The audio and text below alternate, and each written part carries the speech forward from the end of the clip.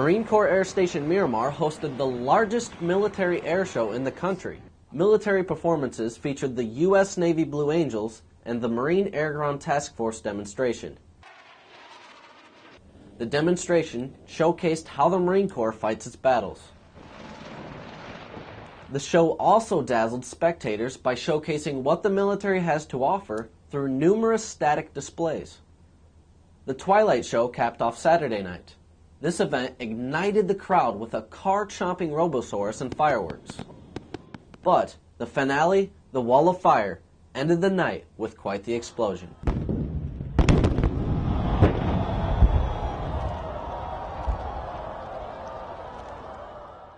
Reporting for Marine Corps Air Station Miramar, I'm Lance Corporal Max Pennington.